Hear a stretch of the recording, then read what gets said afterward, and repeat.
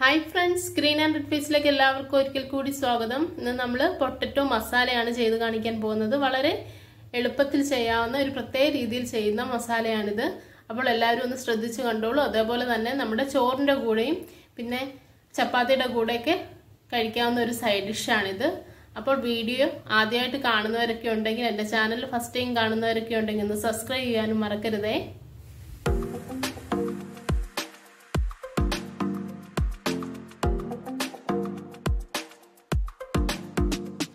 ഇതേപോലെ ഒരു പാനാണ് ഞാൻ ഇതിനു വേണ്ടി എടുത്തിട്ടുള്ളത്. അപ്പോൾ ആവശ്യത്തിന് ഓയിൽ ഞാൻ ഒഴിച്ചു കൊടുത്തിട്ടുണ്ട്.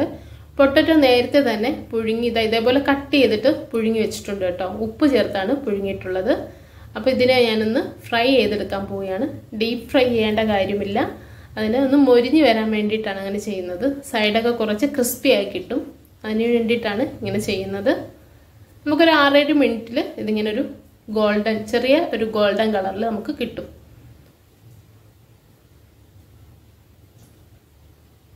ഇടയ്ക്കൊന്ന് ഇളക്കി കൊടുക്കാം.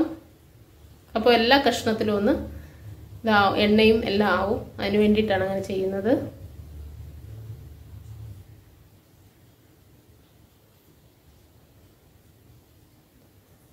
അപ്പോൾ നമ്മുടെ പൊട്ടറ്റോ ഒക്കെ ഒന്ന് ചെറിയ ഗോൾഡൻ കളർ ആയിട്ടുണ്ട് കേട്ടോ. ഇനി നമുക്കിതിനെ ഒരു പാത്രത്തിലോട്ട് മാറ്റി വെക്കാം.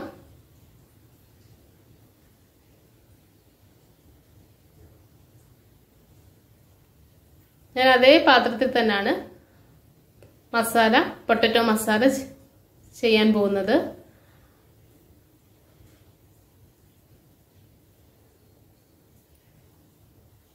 ഞാൻ ആവശ്യത്തിന് ഓയിൽ ഒഴിച്ചു കൊടുക്കുകയാണ്. ഇനി ഞാൻ ഇതിലേക്ക് ജീരകമാണ് ചേർത്ത് കൊടുക്കുന്നത്.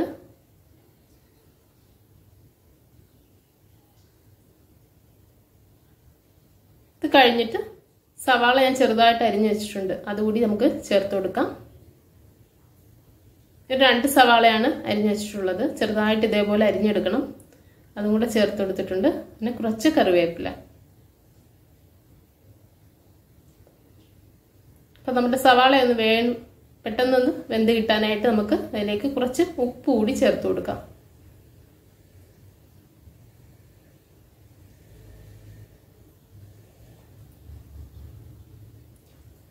സവാളയുടെ കളറൊക്കെ മാറി ഒരു ബ്രൗൺ കളർ ആവുന്നവരെ നമുക്കൊന്ന് ഇളക്കി കൊടുക്കാം.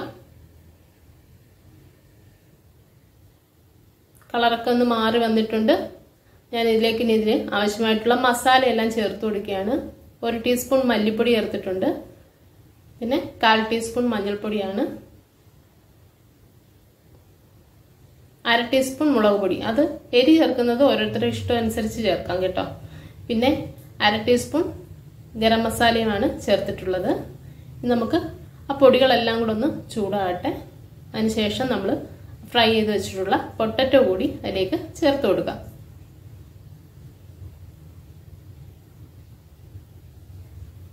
അപ്പോൾ ഇതിനെല്ലാം ഒന്ന് നന്നായിട്ടൊന്ന് മിക്സ് ചെയ്യുക. നന്നായിട്ടൊന്ന് ഇളക്കി യോജിപ്പിക്കുക. ഇനി അടുത്തതായിട്ട് നമ്മൾ ചേർക്കാൻ പോകുന്നത് 1 തക്കാളിയാണ്. അത് ഇതേപോലെ തന്നെ ഉള്ളി അരിഞ്ഞതുപോലെ തന്നെ ചെറുതായിട്ട് അരിഞ്ഞിട്ടാണ് ചേർക്കുന്നത്.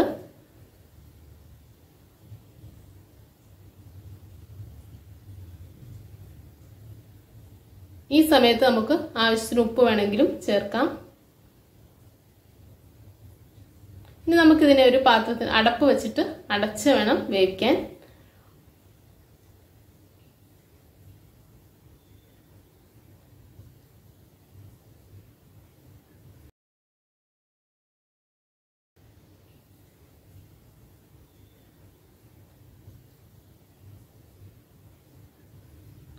ഒരു 8 മിനിറ്റ്സിൽ നമുക്ക് നമ്മുടെ പൊട്ടറ്റോ മസാല റെഡിയായി കിട്ടും.